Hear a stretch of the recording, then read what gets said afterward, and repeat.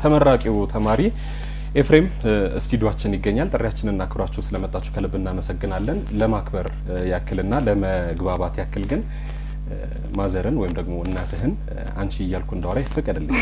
ምክንያቱም ልጅ ናት። አሁን ስታዩ እናትና ልጅ አትመስሉ። ታላቅ እህትና ወንድም። እሺ ምን ተዋወቅ መጀመሪያ ስለ ራስህ ንገረን። ስምህ ማን ነው? የምን ተማሪ ነህ? እሱን ንገረን እስቲ። ኤፍሬም በለጠ እባላለሁ። የአዲስ አበባ ዩኒቨርሲቲ ኮምፒውተር ሳይንስ የ2014 ተመራቂ። እኚህ መልካምና ደግ እናት እሳቸውንም አንቺንም እንድትዋወቅ። ስምሽን ንገሪኝ። ማን እንበል? ተዋበች ማለት ጎሻ። ተዋበች ጎሻ። የኤፍሬም ወላጅ እናት ነሽ። እንግዲህ ማህበራዊ ገጽ ላይ አይተነዋል ምስሉን። ልጅሽ ኤፍሬም አንቺ ተሰሪው የነበረውን እንጨት ተሸክሞ እሱ ደግሞ ልክ አሁን እንዳደረገው እሱ መልበስ የነበረበትን የምርቃቱን ጋውን ክብሩን የልፋቱን ውጤት ላንቺ ያልብሶታል። መልእክት ማስተላለፍ የፈለገው ይሄ ሁሉ ክብር ባንቺ የመጣ ነው፣ ላንቺ ነው የሚገባው የሚል ሐሳብ ነው ያስተላለፈውና እስኪ ከአስተዳደጉ እንነሳ። መጀመሪያ ኤፍሬም እንዴት አደገ? እንዴት አሳደግሽው? ኤፍሬም መጀመሪያ ልጄ ነው። ያው ቶሎ ነው ልጆች ነው 6 ልጆች አሉ። ኤፍሬም ስንተኛ ነው? የመጀመሪያ ነው። አሁን የኑሮ በቃ አሁን ዛሬ አምጥተን የዛሬን እንኳን የሌለ ቀን ጫካ ሸክመን እንኳን የዛሬ ከየት አምጥተን ነው ብለን ጫካ ወጥተን መተን ገበያን ሽጠን የገባ ቀን አለ። ደግሞ ካልተሸጠ ነገ ጫካው ሴት ምን ይዘን እንሄዳለን? ሳንቲም ያስፈልጋል፣ ልጆቹ ያስፈልጋል። እኔ ያስተማረ ጌታ ምስጋና ለእግዚአብሔር ይሁን። እኔ አይደለም ምስጋና ለእግዚአብሔር ይሁን። እኔ ወይ አቅሙ ሆኖ አይደለም እግዚአብሔር ስምረና ይሄ እግዚአብሔር ባይደረስ ኑሮ አይደርስ ነበር። ይሄ ትልቅ እግዚአብሔር ምስጋና ለሱ ነው የሚሰጠው። ወላጅ ሲደክም ኤፍሬም ካንተ ጋር ነው። ሁላችንም በእንደዚህ አይነት ቤተሰብ ውስጥ ነው ያለፍነው። የኔም እናት በተመሳሳይ የሁላችንም እናት በዚህ ሰዓት አብረውን የሚገኙ ተመልካቾቻችንም ቤተሰቦች የሚነካን የራሳችን ታሪኮች አሉ። ታዲያ ግን የደከሙለትን ውጤት ማግኘት ይፈልጋሉ ቤተሰቦች። ያንን ውጤት የሚከፍለው አስተዋይ ልጅ ሲኖር ነው። እናትህን ነገ እንዲደርሺ ነገ ሳድግ እንዲት ቦታ ደርሺ እያልክ ለራስህ ምትፈልጋቸው ጊዜ ማሳለፍ ምትፈልግባቸው መጫወት ምትፈልግባቸው ጊዜዎች ሁሉ መተው አለብህ በትምህርት ጎበዝ ለመሆን ማለት እያንዳንዱን ነገር በብልሃት መውሰድ አለብህና እንዴት ነበር ታየ ነበረው ያስተዳደግ ድካሟን ይሷ? በጣም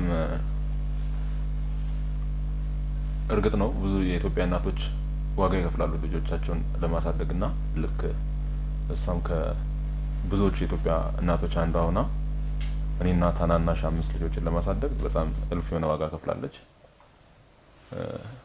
እኔ ራሴን ካወቁበት ሰዓት ጀምሮ የጉልበት ስራ ነው የምትሰራው።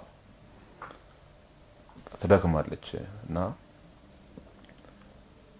እንዴ ስታዩት ምናልባት አሁን ወጣት እናንተ መስላችኋለች። ቅርብ ጊዜ ነው ምናልባት በ3 በ4 አመት ማለት ነው እንዲያረጀች ህይወት ቱ ያንግ ማለት ነውና early marriage ያው ከክፍለ ሀገር ሲመጡ ባላ ነገር early marriage ተጋብቶ ነው እንጂ ወጣት ናት። በብዙ ህመም ነው ኦልሞስት 7 ወር አካባቢ በልብ ህመም ሆስፒታል ላይ ነበረችና በጣም ዋጋ ተከፍላለች። ያመማት እኔን ደስታ ነበር የምትፈልገው። ያመማት ልትሞት ነው እየተባለ በልብ ኬዝ መሞቴ ነው እያለች ምን አለ ሌሎች 4 ታናናሽ እህቶች ነው ያሉኝና አንድ ወንድ ልጅ በቃ ወልጄለት የሚያማክረው አንድ ወንድ ልጅ ወልጄለት ቢሆን ትል ነበርና በዛ አይነት ሁኔታ ውስጥ እንኳን ሆና ሳይቀር የኔን ደስታ ነው የምትፈልገው፣ የልጆቿን ደስታ ነው የምትፈልገው። ማን ነው የሚያማክረው? ታላቅ ነው ማን ነው ከጎኑ የሚሆን ወንድ ልጅ ትል ነበርና እግዚአብሔር ግን ያው እግዚአብሔር ነውና አስችሎ እሷ ያለችውንም ልጅም ሰጣትና አንድ ወንድም አለኝ። አሁን 6 ነን አጠቃላይ ኦልሞስት 4 አመት ሊሞላ ያለ አንድ ልጅ አለና እናት እንዲና ተብላ አትገለጽም። ታውቁታላችሁ ምናልባት ሁላችንም ራሳችንን ዞር ብለን ስናይ እናት ምን አይነት እንደሆነች የራሷን ረሃብ በመቀነት እያስታገሰች እንደበላች ሳትበላ እንደበላች ሳይኖራት እንዳላት አድርጋ እያካፈለች ነው የምታስተምረው የምታበቃውና እንዲህ ነው ለማለት ትንሽ ይከብዳል። ብዙ መምዘዝ ነው የሚሆነው። በተለይ አሁን ዝም ብዬ ስረዳው ጫናው አንተም ላይ የሚበዛ ይመስለኛል። ምክንያቱም የእናትህን ድካም በቅርበት ታየዋለህ። እንጨት ለመሸከም ሌሊት ነው መነሳት ያለባቸው። እንጨቱን ተሸክመው ደግሞ ራሳቸው ናቸው በወገባቸው በጣም ረጃጅም እንጨቶችን ተሸክመው ወደ ገበያ የሚመጡት። ይህ ሁሉ የምታያቸው ነገሮች አንተ ላይ የበለጠ እለት በእለት ጫና እያሳደሩ ነው የሚሄዱት። ከዛም ባለፈ ደግሞ የመጀመሪያ ልጅ ነህ። የመጀመሪያ ልጅም ላይ እንዲሁ ኃላፊነት አለበት። ከስር ታናናሾቹ አሉ። እነዚህን ሁለት ነገሮችን እስኪ አያይዘህ ያንተን ስሜት ንገረኝ። የእናትህ ልፋትና ጫና አለ፣ አንተ ደግሞ እንደ መጀመሪያ ልጅ የምትወስደው ስነ ልቦናዊ የሆነ ኃላፊነት አለ። ታናናሾቼን መንከባከብ አለብኝ ትላለህ። ቶሎ ተምሬ ስራ ይዤ እናቴን መርዳት አለብኝ የሚል አስተሳሰብ አለ፣ ስሜቱ አለና እነዚህን ሁለት ስሜቶች እስኪ ያነጻጸርክ ንገረኝ። አዎ ልክ ነህ። ይሄ ስሜት ያለ ነው። አይዞሽ እናት፣ አሁን ዛሬማ አይለቀስም። ይሄ ስሜት አለ እና እንዲህ ስትሆን አንዳንዴ በተለይ ይሄ ያዳጊ ወጣት እድሜ ከሚባለው ጊዜ አንስቶ ሁሉን ነገር ማድረግ እችላለሁ መሆን እችላለሁ የሚለው ኤጅ አንስቶ በቃ በጣም ይደብርሃል። እናት እንዲህ ስትቸገር ከጓደኞች መሀል በእንዲህ አይነት ነገር የሆነ ሊሚትድ ስትሆን በጣም ይሰማል እና ታላቅ መሆን በራሱን የቻለ ቀንበርን የመሸከሚያ እንትን ነው። ቀንበርን ተሸከማለህ። ይሄ መጽሐፍ ቅዱሳዊ ነው እና የበኩር መሆን ኃላፊነት ነውና በተወሰነ መልኩ እኔም ተሸክሜያለሁ፣ ኃላፊነት ወስጃለሁ። ቅድም እንዳልኳችሁ እኔ ራሴን ካወቅኩ ሰዓት ጀምሮ እሷ የጉልበት ስራ ነው የምትሰራውና ትዝ ይለኛል ልጅ እያለሁ የቀን ስራ ስትሰራ ታናናሾችን እየተሸከምኩ እኔ ምግብ አበስል ነበር፣ ስራ ሰራ ነበር፣ ሊስትሮ ሰራ ነበር። እንዲ ሸንኮራ እያዞርኩ እሸጥ ነበር። አንድ ጊዜ ትዝ ይለኛል ቫዝሊን ግዛ ብለው ሲሰጡኝ 1 ብር ከ50 ነበር። ቫዝሊን ግዛ ብለው ሰጡኝና ሱቅ ሄድኩና እንትኑ ቫዝሊኑን ተውኩትና ሰፈር ቀጨኔ ሸንኮራ መሸጫ አለና ከዛ ሄጄ አንድ አገዳ ሸንኮራ ይዤ መጣውና በብር ከ50 ሸንኮራ መሸጥ ጀመርኩ፣ በቢላ እየቆረጥኩ ማለት ነው። ስቃው ተውኝ። ከዛ በኋላ ጥሩ ሆነ። ሸንኮራም ረጅም ሰዓት ሰራው። ከዛ በኋላ እሷም እያገዘችኝ እዝል ሸንኮራ እያመጣሁ እሸጥ ነበር። በተወሰነ መልኩ እነሱን ለመርዳት የማደርገው እንትን ነው። ጫማ ስጠርግ ማዘጋጃ ቤት ጋር ቁጭ ብለን እንጠርግ ነበር። በጣም ልጅ ነበርኩ ያኔ እኔ ከልጆች ከሚጠርጉት መሀልም እና ካልሲ ሲቆሽሽ እንመታለን፣ ተለዛለ። ያ አንዳንዴ ልጅ ነው ብሎ ኢቭን አስጠርገው የማይከፍልህም ሰው አለ። ያ ሰው ባሪ እንትን ይላልና ብቻ እግዚአብሔር ነው ለዚህ ያበቃኝ። እኔንም ይሄ ለኔ አይገባኝም፣ ይሄ ላስተማረችኝ ለእናቴ ነው ክሬዲት የሚያስፈልገው። እሷ አሁን ከብዙ ኢትዮጵያ እናቶች እንደ አንዷ ናትና ከሷ ይልቅ በብዙ መከራ የሚኖሩ በብዙ መከራ ልጆቻቸውን የሚያስተምሩ አሉ። ምናልባት ከዚህ በኋላ እኔ ለሷ ደርሼላት ይሆናል። ደራሽ የሌላቸው እናቶች አሉ፣ እንጨት ተሸካሚዎች አሉ። እንደዚህም ለፍተው አሳድገው ድካማቸውን ማስተዋል ያቃተው ልጅ ደግሞ ይኖራል በየቤቱ አለ። ከብዙ እንትን የተነሳ አሁን ብዙ ተጽዕኖ አለው። በእርግጥ እንደዛ ወጣቶች የሚሆኑበት ብዙ ምክንያት አለና ሰፈር አካባቢም ታስተውላለህ። እናቶች ወልደው የወላድ መካን አይነት የሚባል ነገር አለ። እንደዛ ሲሆኑ ልጆቻቸው ተመልሰው መርዳት በሚችሉበት ጊዜ ለነሱ ሸክም የሚሆኑበት ጊዜ አለ። የሚገርመኝ ግን እናት ያኔም እናት ናትና ለልጆቿ ያኔም እናት ናት። የፈለገ ነገር ውስጥ ቢገቡ የፈለገ ነገር ውስጥ ቢገቡ ቢጠጡ ቢያጨሱ የጥፋት መንገድ ቢሄዱ ኢቭን ከባድ ወንጀል ሰርተው ቢታሰሩ እናት ግን እናት ናት፣ ተራራለችና ለኢትዮጵያ እናቶች ከዚህ በላይ ይገባል። እኔ ምሳሌው ነኝና ምናልባት ከዚህ አይተው ብዙ ወጣቶች ወደ ራሳቸው ማየት ይችላሉ፣ ወደ እናታቸው ማየት ይችላሉ። እኔ ያንን እንጨት ስሸከም ምናልባት እናቶቻቸው የተሸከሙትን ሸክም ተሸከሙና እዩት። ለደቂቃ በሸከም ከባድ ነው። መቀነት አስረው አይደለ? እኔ አውቃለሁ እናቴን ሳትበላ ታበላናለች። እኛ ጠግበን ካልበላ አትበላም። እኛ ስንጨርስ ነው የምትበላው፣ ልጆች ስንጨርስ ነው የምትበላውና የብዙ ኢትዮጵያ እናቶች እውነት ይሄ ነው።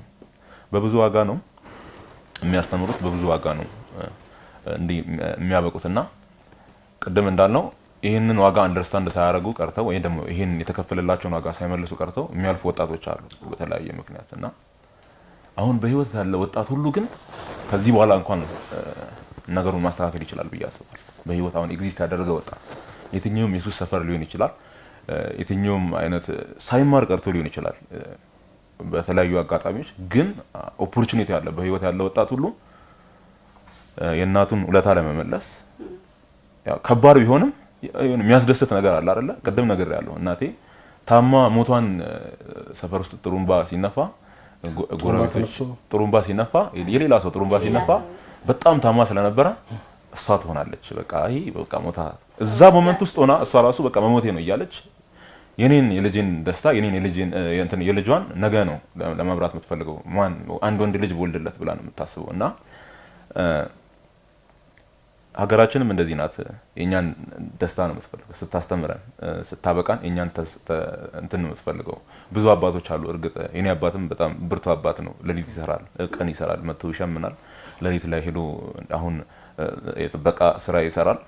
በጣም በትግል ነው ያለውን የኑሮ ቻሌንጅ ታውቁታላችሁ። በኪራይ ቤት እየተኖረ እና እግዚአብሔር ግን በቃ ይረዳል፣ እግዚአብሔር ያግዛል። አም ሃፒ ለሷ እንደዚህ ክሬዲት መስጠት በመቻሌ የሷን ደስታ በዚህ ሰዓት እንደዚህ ማየት በመቻሌ በጣም ደስተኛ ነኝ። እንግዲህ ይሄን እኔ ያደረኩትን ኩነት አይተው ብዙ ወጣቶች ለእናቶቻቸው እንደሚራሩ እናቶቻቸው የተሸከሙትን ሸክም ተሸክመው ፊል ሊያደርጉ እንደሚችሉ ሀገርም በዛው ልክ ስለሆነች ማለት ነው እና ያንን ካደረግን ደግሞ ለሀገር ካዘንን ለእናት ካዘንን ለሀገር እናዝናለን። እናቱን ያከበረ ደግሞ ይከብራል፣ እግዚአብሔርም ሰውም ሀገርም ያከብረዋልና ይሄን ነው ልል የምችለው። በተወሰነ መልኩ ጥቂት ነገር ቢሆንም ለማገዝ ሞክሬያለሁ እንደ ታላቅ ማለት ነው። በጣም ደስ ይላል። እስኪ እናት ጋር እንምጣ። ጥረቱን እንዴት ያዩታል? የግራጁዌሽኑ ቀን የምረቃቱ ቀን ተቆርጦ ምርቃቴ በዚህ ቀን ሆነ ብሎ ሲነግርሽ እንዴት ነበረ ስሜትሽ? የድካም ጉዞሽ ሊያበቃ ነው፣ የሚያግዝሽ ሰው ሊመጣ ነው፣ የደከምሽለት ከጀርባሽ ተገን የሚሆን ልጅሽ የበኩር ልጅሽ የልጅነት ልጅሽ መመረቂያ ቀኑ ሲደርስ አንቺ በእድሜ ዘመኑን እየመረቅሽ ነው ያሳደግሽው። ደግሞ በትምህርት ሲመረቅ ምን ነበረ ስሜትሽ? ደስ ብሎኛል፣ በጣም ደስ ብሎኛል። እስኪ በደንብ ያው አንተ ስታጫውታቸው እኔ አንድ ነገር እሺ ልምጣ። ብዙ ጊዜ ያው እናቶች ወደ ድርጊቱ ነው ወደ ቤት ወደ መስራቱ ልጆችን ወደ መንከባከቡ ወደዛ ነው የሚሄዱት። ግን ስሜቱ አለ አይደለ? አሁን ልጅሽ ተምሮ ለፍቶ ጥሮ ግሮ አንቺ ያን ሁሉ መስዋዕትነቶችን ከፍለሽ ለሊት እየተነሳሽ እንጨት ተሸክመሽ እታች ወርደሽ ሸጠሽ አሳድገሽው አሁን ምርቃት ላይ ደርሶ በዚህ ቀን ልመረቅ ነው ብሎ ቤት ሲነግርሽ የተሰማሽ ስሜት ምን ነበር? እሱን ታስታውሻለሽ? አረ እኔ መጀመሪያን እሱ አልነገረም ነበር። ስንቱ ስራ የሌለ ሰው አለ ተመርቆ አይናገርም ማይናገርም ዝም በይ ይላል። አረ ምርቃቱ መቼ ነው ገሰል ትላንት ወዳ ነው መሰለኝ ነገ ነው ሲል ነው ነገረው። በቃ እንደስ በቃ እግዚአብሔር ምስጋና ላንተ። አሁን እኔም በሞት እኔ በቃ ማየት እኮ የለም ላንተ ምስጋና ይለ እኔ ዛሬ ነው ነገ ነው የሞታለች ብሎ ጥሩም ባየነፋ ቀን ደግሞ ሰው በቃ ከለ ሞተች በቃ አሁን አልሞተች ይላል። እኔ ወፍር እንደዚህ ነው የሚያከለው በሽታው። እኔ አሁን ቤት የካቲት ሴት 6ኛ ፎቅ 6 ቁጥር ተኝቼ ነበር። አሁን አክሙን በጣም ጥሩ አክሙ ነው። እግዚአብሔር ያለው ቦታ እሱ ይባረክ። እንጀራው ያሳመረ በጣም በቃ ወደዛ ሽንት ምን በቃ ሞልቶ በቃ አሁን የበላው ነገር ያያ ምን በላሽ ይላል። ግን ሌሎች ምን ይላሉ? የተኛው አብሮ ያለው ሰዎች ካንቺ አክሙ ሌሎች እኮ ልዩ ነው ይሄ ሌላው ቶሎ አይ ግን አንቺ አክሙ ቶሎ ያያሉ ይላል። አንቺ የበላሽው እስቲ አሳይ ይላል። ከዛ እኔ ማስተት ላይ ሳይ ምድን አይመስልም በቃ ሰው አትመስሉ እኔ እንጨት ነው የምመስለው። ግን አይ እኔ ማሞት ነው በቃ ብዬ ተስፋ ስቆረጥ ደግሞ እግዚአብሔር ቀን አይደለም ይሄን ቀን አይደለም ይሄን እንደው ጌታው ልጆቹ እንኳን ትንሽ ስራ ሳያዝ እኔ ልገል ነው እንደ ጌታው። አረ ይሄን ቀን ያሳይተ ጌታው ደህና ነገር ቢያሳይ ልጆቹ እኔ መሞቱ እኔ አይቆጭም። ግን ጌታው እኔ ደህና ነገር አሳይተ ቢሞት አይቆጭም። በዚህ በመከራው ጌታው አትውሰድ እውነት ይሄ በዚህ በመከራው በሽግር ጊዜ ጌታው በዚህ በቃ ልጆቹ እንኳን ደረጃ ሳይደርስ አትውሰጂ ሲል ጌታ አሁን ድረስ ይሄ ቀን አይደለም ላንቺ ቀኑ ገና ነው ብሎ ዛሬ ይሄን ቀን ስላሳየ ለእግዚአብሔር ምስጋና ደስ ይሁን። አይዞሽ ዛሬ አይለቀስም። እንግዲህ የምርቃት ቀናችሁን ምክንያት በማድረግ የተወሰነች የደስታ ቀን ነው። ኬክ አዘጋጅተናል። ማዘር ናቸው የሚቆርሱት። ተመልካቾቻችን ከአዲስ ሚዲያ ኔትወርክ ከአዲስ ቴሌቪዥን የሚተላለፍላችሁ የዕለተ እሁድ የመዝናኛ ፕሮግራማችንን ነው እየተከታተላችሁ የምትገኙት። ተመራቂው ተማሪ ኤፍሬም እዚህ አጠገባችን ይገኛል። እንኳን ደስ ያለ ለማለት ያክል ትንሽዬ ኬክ አዘጋጅተናል። ማዘር ወይ እዚች ጋር ነውና አንድ ላይ ቁረሱት። ዳይሬክተራችን በሙዚቃ ያጅበናል።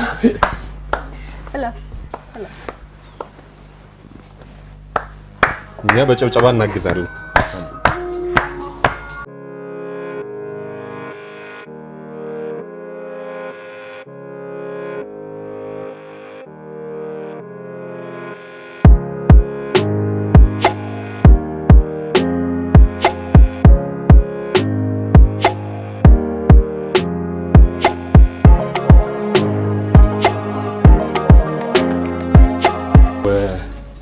ኤፊ ያሰብከውን አሳክተሃል።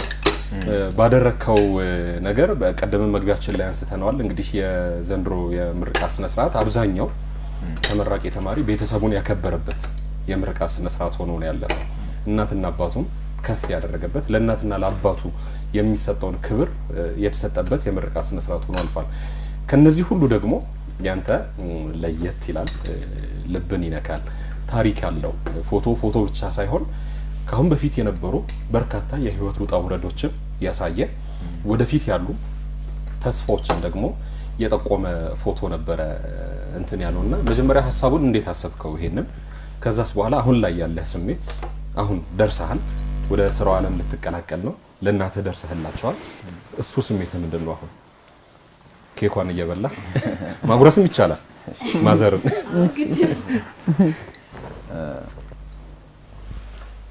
ምንም በጣም ብዙ የተዘጋጀውበት ነገር አልነበረም ነገሩና ከነገ ምርቃት ነው ሲባል አርብ ዕለት ጠዋት ካልገሌ ሆኜ ፎቶ እንኳን የለኝም እና ከሷ ጋር ለምን ክሬዲት አልሰጣትም ብዬ ይሄ ሐሳብ በቃ መጣ ወደ አእምሮዬና ምናልባት እግዚአብሔር ሊሆን ይችላል ብዙ ወጣቶችን ሊነካ ብዙ ወጣቶች ወደ እናታቸው ወደ ጓዳቸው እንዲመለከቱ ምክንያት በማድረግ እግዚአብሔር ነው ይሄን ሐሳብ የሰጠኝ ብዬ አምናለሁና መጣ ማድረግ የምችለው ነገር ነው ፖሲብል የሆነ ነገር ስለሆነ አደረኩት።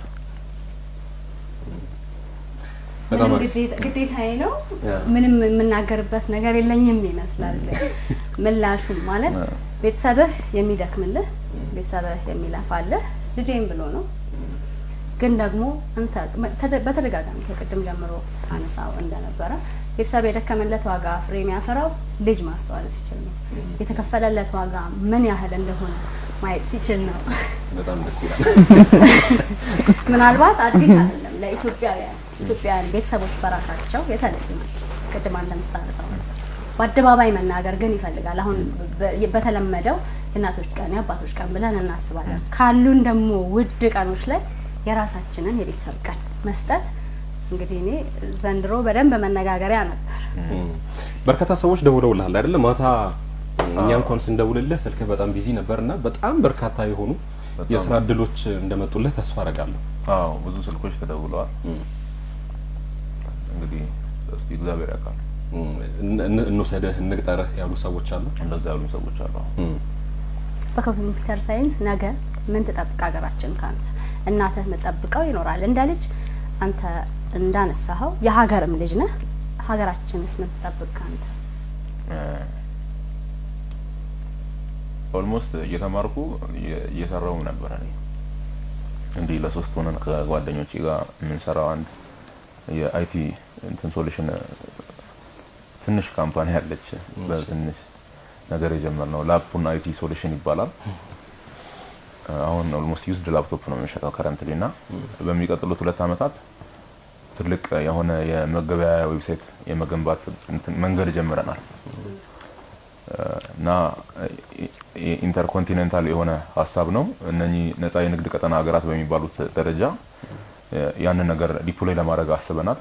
ነፃ የንግድ ቀጠና ሆነ ለምን አናስተሳስርም በኢኮሜርስ በሚል አስበናል። ትልቋ ከአፍሪካ ትልቋ የቴክኖሎጂ ልቀት ማዕከል ኢትዮጵያን የማድረግ ስራ የኔና የጓደኞች ይሆናል ማለት ነው። በጣም ደስ ይላል። ምኞትህ እንዲሳካልህ ከልብ እንመኛለን። በዚህ አጋጣሚ ይህንን ፕሮግራም በቀጥታ ስርጭት እየተከታተላችሁ የምትገኙ ተመልካቾቻችን፣ የመስኩ ባለሙያዎች እንዲሁም ደግሞ በዚህ ዘርፍ ላይ መዋለ ንዋያችሁን ማፍሰስ የምትፈልጉ ባለሀብቶችም ካላችሁ ኤፍሬምን ልታግዙት ትችላላችሁ። ምክንያቱም በጣም ትልቅ ነገር ነው ያከበረው፣ እናቱን ነው ያከበረው። እናትን ማክበር ማለት ደግሞ እሱ እንደተናገረው ሀገርን ማክበር ነው። ብዙ ጊዜ ሀገራችንንም ስንጠራት በሴት ነው፣ እናት ሀገር ነው የምንላት። ስለዚህ እናታችንን ባከበርን ቁጥር ለሀገራችን ያለንን ፍቅር፣ ለሀገራችንን ያለንን ስሜት የምንገልጽበት አንዱ መንገድ ነውና ማገዝ የምትፈልጉ ሰዎች ካላችሁ ልታገኙት ትችላላችሁ በእኛ በጣቢያችን አማካኝነት። እንዲሁም ደግሞ የስልክ ቁጥሩ በጣም በበርካታ ማህበራዊ ድረገጾች ላይ እየተዘዋወረ ይገኛል። በዛም ልታገኙ ትችላላችሁ። እኔ ግን በእኛ ስም ያለንን ለናንተ ያለንን ክብር ለመግለጽ ሁለታችሁንም አንዳንዴ ላጉርሳችሁ። ከዋናው ላይ ነው ወይስ ከኔ ሳን ይሻላል? እንኳን ደስ አለን። ክሬም ችግር የለውም። እሺ ይታለ ምን ፈለክ? ከየራሳችሁ ላርክ። አዎ እውነት ነው። በጣም ደስ ስላለ በትንሹ ክብራችንን ለመግለጽ ያክል ነው። እናመሰግናለን።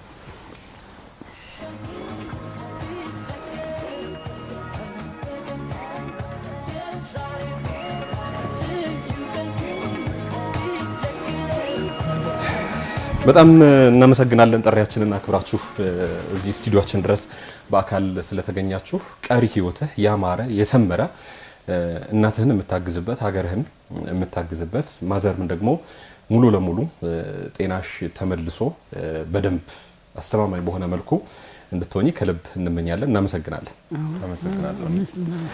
ተመልካቾቻችን ከአዲስ ሚዲያ ኔትወርክ የሚተላለፍላችሁ ፕሮግራማችን አሁንም እንደቀጠለ ነው። እንግዲህ ከተመራቂ ኤፍሬም ጋር ቆይታ አድርገን ነበረ። እሱን ምክንያት በማድረግ አንድ ምርቃትን የተመለከተ ሙዚቃ እንጋብዛችሁና እኛ ተመልሰን እንመጣለን። አብራችሁ ነው። እንኳን ደስ ያላችሁ እንኳን ደስ ያላችሁ የኔ